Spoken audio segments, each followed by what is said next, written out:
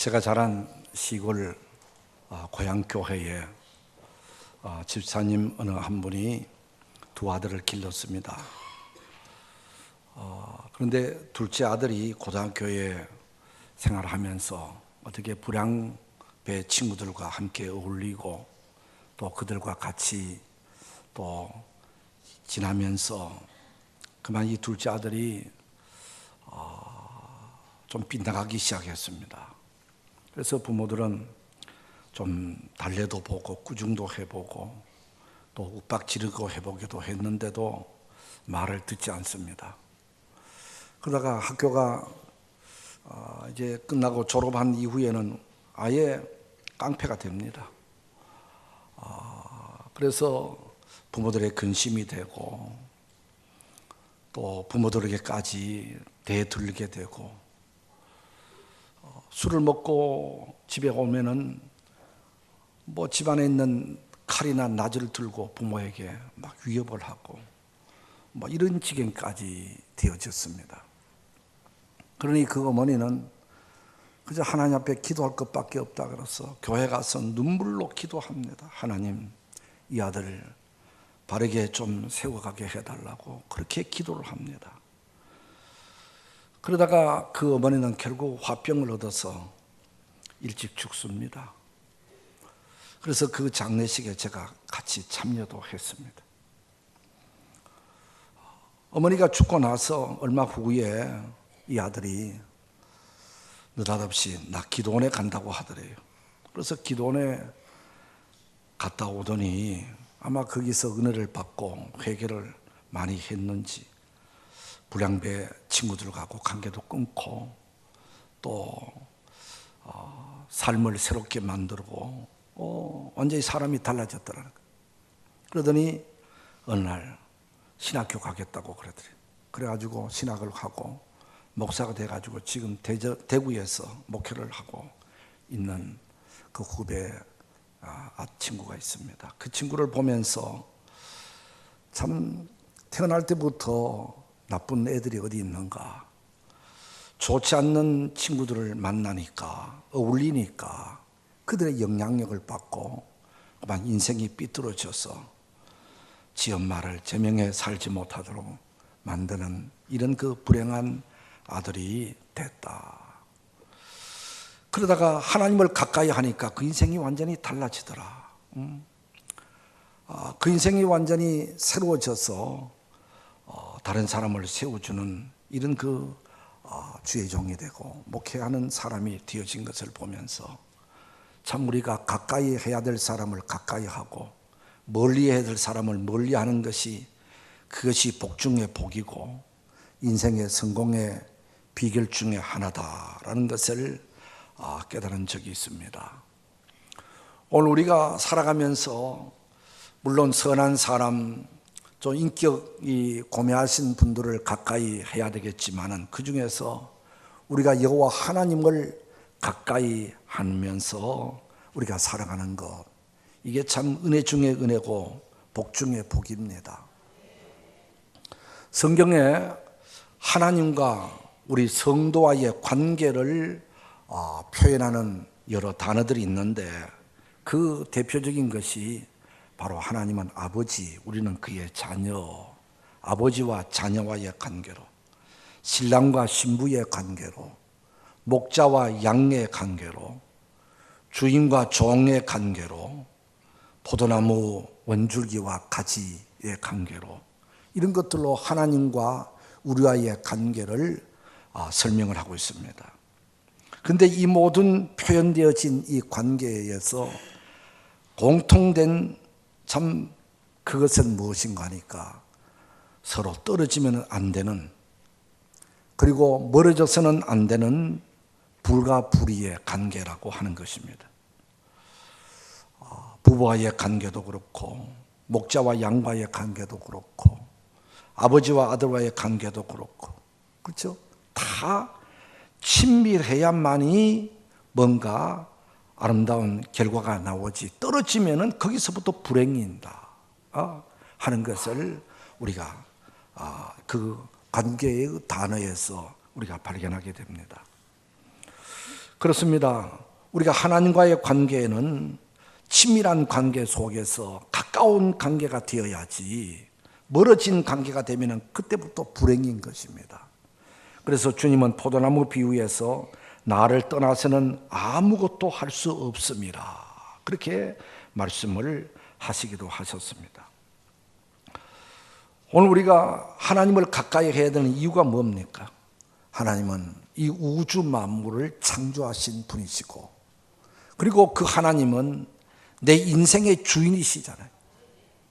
나의 앉고 일어서는 것을 아시고 높이기도 하시고 낮추기도 하시는 그분이 바로 하나님이기 때문에 하나님을 멀리하면은 그게 불행이고 모든 문제가 거기서 시작되어지게 되고, 하나님을 가까이 하면은 하나님이 은혜를 베풀어 주시고 복을 주시니까 내 인생이 잘 되는 것이잖아요.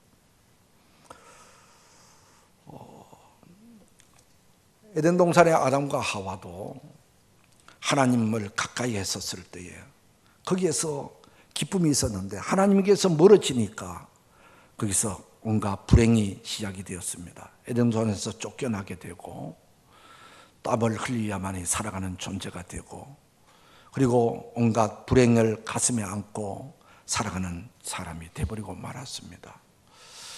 우리가 하나님을 가까이 할 수 있을까? 요한복음 15장에 보면은 예수님이 아주 파격적인 말씀을 하신 적이 있습니다. 그 말씀은 바로 이제 너희를 종이라 하지 아니하고 친구라 하리니, 그랬습니다. 친구라는 단어를 썼습니다. 어떤 세상의 종교, 어떤 신이 자기를 섬기고 따르는 백성들을 향해서 내가 너희 친구가 되어주겠다라고 하는 신들이 어디 있습니까? 오직 우리 주님만이 내가 너희 친구가 되어주겠다, 그렇게 말씀하셨어요. 친구라고 하는 것은 마음을 서로 터놓고 또 비밀스러운 얘기도 서로 나누면서 서로 위로받고 서로 격려하면서 한솥밥처럼 먹고 뒹굴고 가장 가까운 관계가 바로 친구잖아요. 바로 우리 하나님은 너희의 친구가 되어주겠다, 가장 가까운 사람이 되어주겠다, 그렇게 말씀을 하셨어요. 그렇기 때문에 우리는 하나님을 가깝게 친근함, 친구와 같은 관계 속으로 우리가 들어오기를 바라고 또 그런 관계가 되어지기를 주님은 원하고 계시는 것입니다. 그렇다면 우리가 어떻게 하면은 하나님과 이런 가까운 관계, 친근한 관계 속으로 들어갈 수가 있을까? 우선 가장 중요한 것은, 우선적인 것은 죄를 갖고서는 하나님을 만날 수 없습니다. 우리가 하나님 친근하면 둘째치고 하나님을 만나는 그 자체도 죄를 갖고서는 만날 수 없어요. 하나님은 거룩한 분이시기 때문에. 우리의 가슴에 죄를 품고서 죄인의 모습으로서는 하나님을 접근할 수 없는 거예요. 에덴 동산에서 죄를 지으니까 내쫓아버리고 말았어요. 하나님과 관계가 깨어지고 말았어요. 이런 우리 인간을, 그래도 하나님은 하나님을 만날 수 있는 길을 열어주셨는데 그것이 바로 구약시대의 제사제도입니다. 제사라고 하는 것은 하나님을 만나기 전에 양이나 소, 제물을 가지고 와서 그에게 머리에 대고 안수합니다. 하나님, 내가 이러이러한 죄를 지었습니다. 나는 이러이러한 사람입니다라고 내가 지은 죄를 다 그 양에게 전가를 시킵니다. 양에게 덮어 씌웁니다.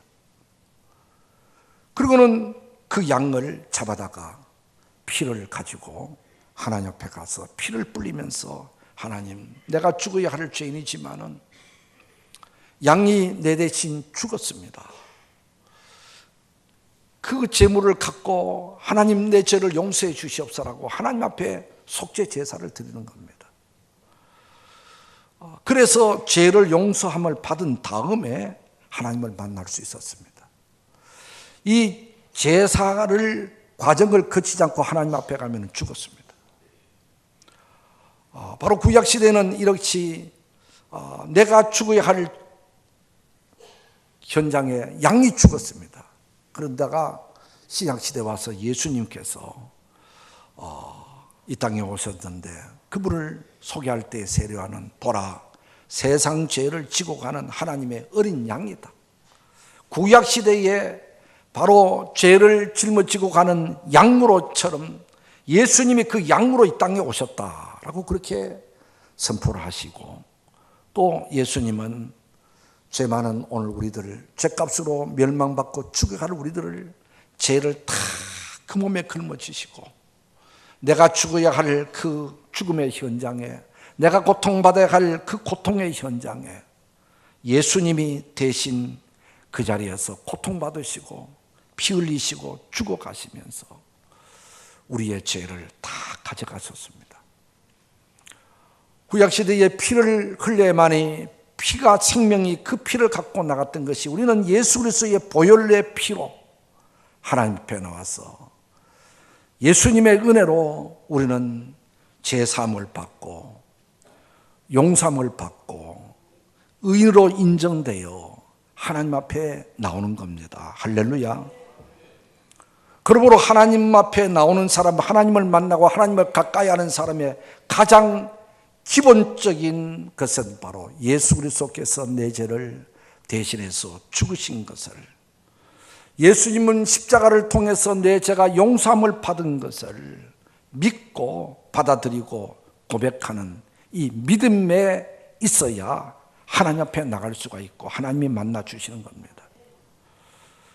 오늘 우리는 그래도 감사하게도 이 믿음을 갖고 하나님 앞에 나왔습니다. 할렐루야. 이 믿음을 가진 분들은 그래도 내 자신의 죄를 하나님 앞에 고백하고 회개하고 그리고 용서함을 구하는 이런 그 자백 기도, 회개 기도는 우리가 또 해야 되는 것입니다. 그러면은 여호와께서 말씀하시되 오라 우리가 서로 변론하자. 너희의 죄가 주홍 같을지라도 눈과 같이 희어질 것이요 진홍같이 붉을지라도 양털같이 되리라. 만일 우리가 우리 죄를 자백하면 그는 미쁘시고 의로우사 우리 죄를 사하시며 우리를 모든 불의에서 깨끗하게 하실 것이요. 할렐루야. 예수 그리스도의 십자가의 보혈을 믿는 믿음으로 주님 앞에 나와서 우리의 죄를 자백하고 회개하면 우리 하나님께서 우리의 모든 죄를 씻어주시고 깨끗하게 해주실 줄 믿습니다. 이 믿음이 있어야 하나님을 만날 수 있습니다. 그리고 이 믿음을 가지고 온 분들은 우리는 하나님을 섬길 때에 예배를 통해서 하나님을 섬기잖아요.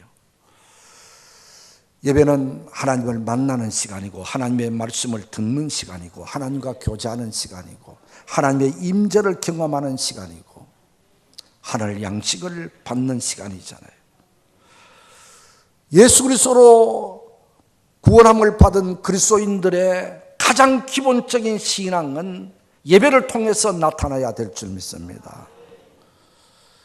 예배를 가장 귀하게 여기고 존귀하게 여기고 예배할 때마다 마음을 다하고 뜻을 다하고 정성을 다해서 정말 신령과 진정으로 하나님의 면전 앞에 있는 마음으로, 하나님이 이곳에 임재하셨다는 이런 마음으로, 하나님이 지금 내게 말씀하신다는 이런 그 자세로 우리가 예배를 드리게 되면은 이 예배 가운데서 우리 하나님은 우리에게 은혜를 베풀어 주시고 우리를 깨닫춰 주시고 우리에게 복을 내려 주시는 줄 믿습니다. 예배를 소홀히 하고 예배를 경여기는 것은 곧 하나님을 경여기는 것과 같은 것입니다. 그러므로 성도는 어떤 이유 여하를 막론하고 예배 시간을 뺏겨서는 안 됩니다. 예배를 가장 내 삶의 우선으로 두고 이 시간만큼은 그 어떤 것으로도 침범할 수 없고 그 어떤 것으로도 내가 방해받지 말아야 되는 이 예배를 소중히 여기는 것, 이게 바로 그리스도인들의 자세가 되어야 되고, 이렇게 예배를 바로 드리는 자에게 하나님은 예배를 통해서 우리에게 만나 주시고 말씀하시고 새롭게 해 주시는 줄 믿습니다. 요한복음 4장에도 보면 하나님은 예배한 자를 찾으신다 그랬습니다. 정말 우리 그리스도인들의 가장 기본이 예배를 통해서 하나님께 영광 돌리기 때문에 이 예배하는 이 시간이 하나님을 우리가 가깝게 느낄 수 있는 시간인 것입니다. 그리고 우리는 기도는 하나님과의 대화라고 그러잖아요.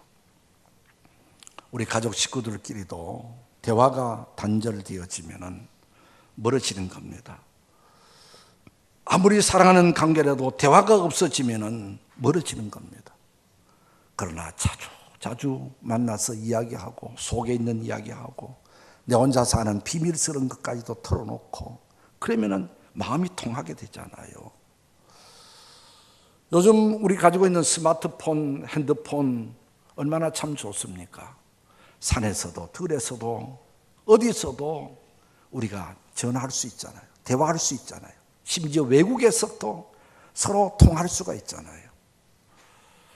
하나님과도 그렇습니다. 하나님은 우주에 편만한 분이시지만은 우리가 언제든지 하나님을 찾고 하나님 앞에 기도하면은 그 기도를 통해서 하나님과 교제할 수가 있고 대화할 수가 있는 것입니다. 건성적인 기도가 아니고 정말 마음 중심에 있는 진실된 마음으로 하나님 앞에 기도하고 하나님과 대화하면은 그 대화, 기도를 통해서 가까워지게 되는 겁니다. 그래서 쉬지 말고 기도하라 그렇게 말씀하셨습니다. 신앙생활 한다고 하면서 기도가 없는 분들은 하나님과 가까워질 수 있을까요? 소통이 안 되잖아요.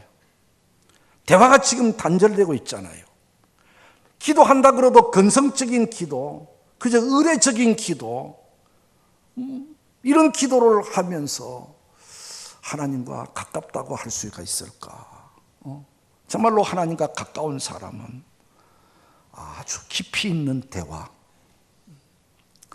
우리가 기도를 하지만은 우주의 편만한 하나님 언제든지 기도할 수 있지만은 그래도 가장 좋은 시간은 바로 하루를 시작하는 첫 시간 주의 전에 나와서 지난날 베풀어 주신 은혜에 감사하고 오늘 하루 일정을 하나님께 아뢰면서 하나님의 도우심을 구하고 하나님 함께 해달라고 매일매일 하나님 보고하고 하나님 지시받고 하나님의 인도함을 받는 이런 그 생활이 우리가 자연스럽게 이루어졌을 때에 하나님은 우리를 가까이 하고 가깝게 느껴질 수 있는 그런 계기가 되어질 줄 믿습니다.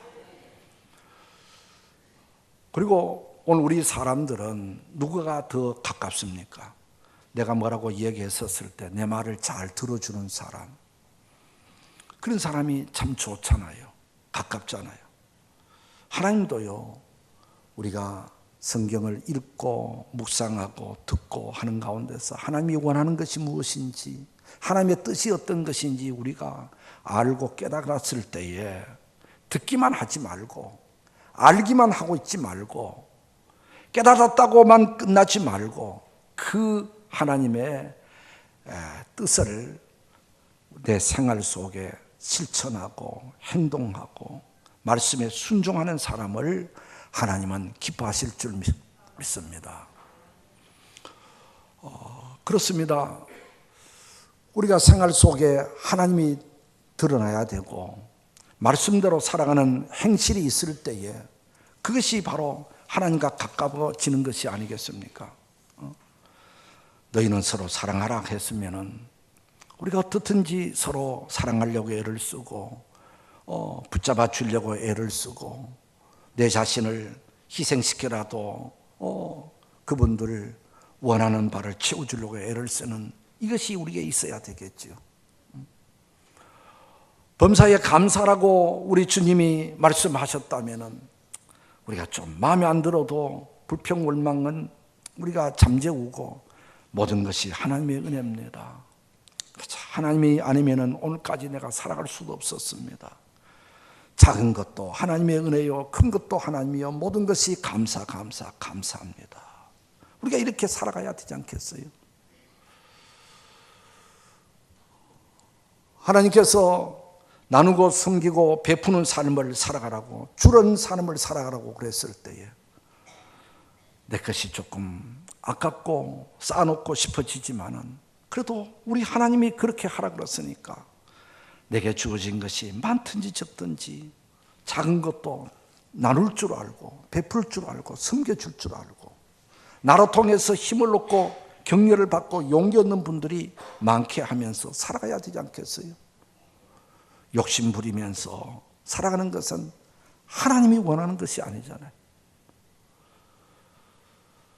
너희는 온 세상에 다니면서 때를 얻든지 못 얻든지 복음을 전파하는 증인이 되라고 우리에게 말씀하셨다면 우리가 기회 있는 대로, 기회가 없으면 만들어서라도 그저 전도하려고 애를 쓰고 한 영혼이라도 구원하려고 애를 쓰는 이런 모습들이 있어야 되지 않겠어요?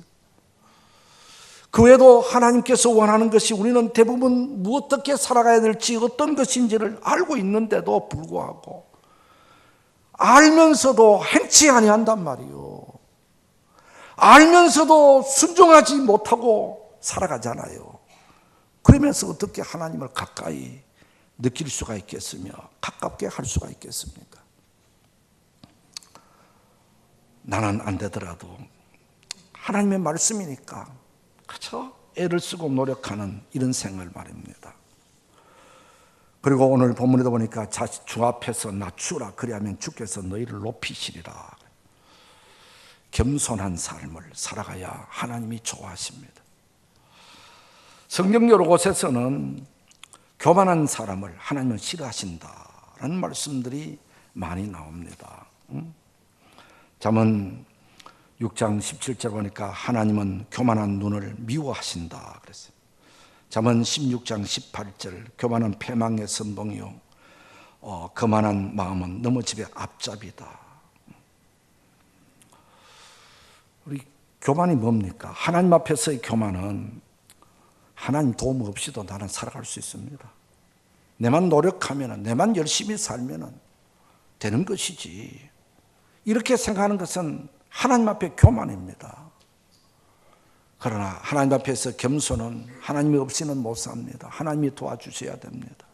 하나님이 나에게 힘을 주셔야 됩니다.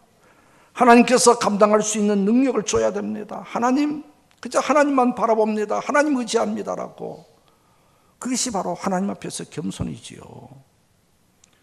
사람 앞에서 교만은 내가 최고고 다른 사람을 무시하고 멸시하고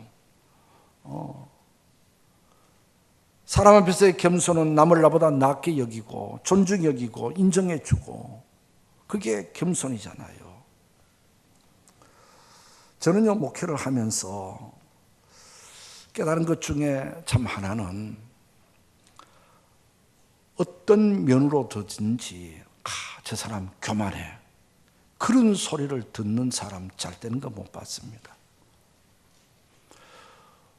어떤 면으로든지 하나님께서 참 혼내주시고 짓밟으시고 그런 것을 저는 너무 많이 체험했어요. 그렇기 때문에 우리가요 살아가면서 참 저 사람은 겸손해 이런 소리를 들어야 하나님 앞에 복이 많은 것입니다. 할렐루야. 어떤 사람들은요 뭐 준 것도 없어도 이상하게 걷는 것만 봐도 교만하게 보이고 얼굴만 봐도 교만하게 보이고 뭐 이상하게 그런 사람들이 있어요. 우리가 그런 사람들 그렇게 되면 안 되는 거예요. 어떤 사람은 보기만 해도 참 사람이 겸손해 보인다. 이렇게 돼야지. 이게 성경의 진리예요. 교만한 사람은 하나님이 싫어한다는 거예요. 교만한 사람은 하나님께서 미워하신다는 거예요. 하나님을 가까이 하려면요 어떻든 겸손해야 됩니다. 많이 가져도 겸손해야 되고 많이 배워도 겸손해야 되고 많이 높아져도 겸손해야 되고 우리가 많이 가지면 얼마나 가졌어요? 높아졌으면 얼마나 높아졌어요? 배웠으면 얼마나 배웠어요? 그것 때문에 우리가 거만해지고 교만해진다면 그것이 내게 도리어 화가 되어지는 거예요. 우리는 나는 부족합니다. 나는 연약합니다. 늘 자기 자신을 낮추는 이런 겸손한 사람들을 하나님은 좋아하신다 이 말이에요. 이런 사람들을 하나님은 가까이 하신다. 오늘 성경에 보니까 하나님을 가까이 하라. 그리하면 너희를 가까이 하시리라. 내가 하나님께로 다가가고 하나님이 원하는 대로 살아가려고 애를 쓰고 하나님을 가까이 가려고 하면 하나님도 우리를 가까이 해 주신다고 하는 것입니다. 할렐루야. 하나님이 가까이 해 주시는 그것을 다른 말로 표현하면 무엇입니까? 하나님이 나와 함께 하십니다. 창세기 39장 2절에 보니까 여호와께서 요셉과 함께 하심으로 그가 형통한 자가 되어, 하나님이 함께 하니까 그의 인생이 펴가는 거예요. 한때 어려움도 당했지만 그것을 이길 수 있는 힘도 하나님께서 주시는 거예요. 그래서 요셉이 한 인생 크게 쓰임 받았잖아요. 여호수아가 모세의 대권을 이어받았을 때에 여호수아는 내가 어떻게 이 일을 감당할 수 있습니까? 두려워했었을 때에 하나님께서 두려워하지 말라. 내가 모세와 함께한 것처럼 너와도 함께 해주겠다. 그렇게 말씀하셨어요. 그래서 하나님이 함께하는 사람이 되니까 요단강도 갈라지게 되고, 하나님이 함께하는 사람이 되니까 여리고 성도 막 저절로 무너지게 되고, 하나님이 도와주시고 함께하니까 기도하면 태양이 멈추고 달이 멈추게 되고, 가나안을 정복한 그런 그 위대한 지도자가 되었습니다. 세상에 가장 힘 있는 사람이 누굽니까? 가장 복 있는 사람이 누구냐? 하나님이 함께하는 사람입니다. 할렐루야. 전능하신 하나님이 나와 함께하고 계시는데, 나와 함께 하시는 그 하나님은 하나님 앞에 기도하면 하나님이 들어주시는데, 하나님이 앞길을 열어주시는데, 하나님이 보호하시는데, 하나님이 동행해 주시니까 두려울 것이 없어요. 그런 사람 하나님께서 한 시대 쓰시고 그를 통해서 영광을 받으시고, 오늘은 하나님이 가까운 사람은 하나님이 함께하는 사람입니다. 우리가 더 나아가서 하나님이 함께 하시면 세상에 마귀 사탄도 물리치고 이길 수 있고, 할렐루야. 마귀가 우리를 유혹해 오고 넘어뜨리려고 하고 우는 사자같이 달려든다고 그랬지만 그거 하나도 겁낼 것 없어요. 하나님이 함께 하시면 그 마귀 사탄들의 권세 세력들을 또 이길 수가 있고 물리칠 수 있습니다. 할렐루야. 내 자신의 욕심과 욕망도 이길 수가 있습니다. 환경도 이길 수가 있고 어떤 형편 가운데서도 우리는 승리하는 삶을 살게 될 줄 믿습니다. 하나님을 가까이 함이 너희에게 복이다 그랬어요. 시편 37편에 복이다. 복이에요. 이보다 더 큰 복이 없는 거예요. 우리는 어떻든 하나님을 함께하는, 하나님이 가까이 느끼는 이런 신앙을 우리가 유지해 가야 될 줄 믿습니다. 예배를 드려도 기도해도 하나님은 저 멀리 있는 것처럼 느껴지십니까? 이것은 신앙의 생활을 잘못한 거예요. 그러나 내가 기도하면은 예배하면은 하나님이 꼭 내 옆에 있는 것 같고, 하나님과 이야기하는 것 같고, 하나님은 내 안에 계시고 너무 하나님이 친근하게 느껴지게 되고, 이것이 바로 신앙의 본질이 되어야 됩니다. 하나님은 가까이 계시는 거예요. 하나님은 친구처럼 오시는 거예요. 우리는 어떻든 하나님을 가깝게 느껴지는, 하나님이 함께하는 이런 신앙생활로 우리의 삶에 승리가 하고 하나님을 더 깊이 사귀며 하나님을 잘 섬겨갈 수 있는 성도가 되기를 주의 이름으로 축복합니다. 기도하겠습니다.